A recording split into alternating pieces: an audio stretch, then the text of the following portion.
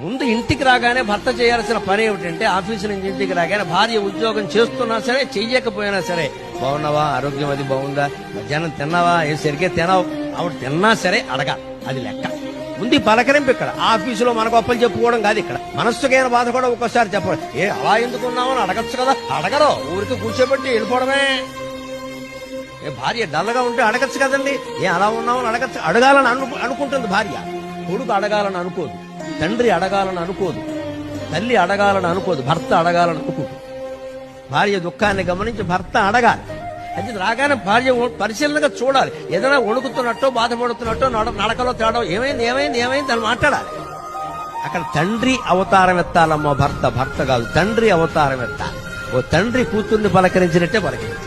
వాడు పొంగిపోతారు వెంటనే. ఆయనకి ఏమిటో నా మీద ఎంత ప్రేమ, అలా పట్టించుకుంటారా అని అడుగుతారు.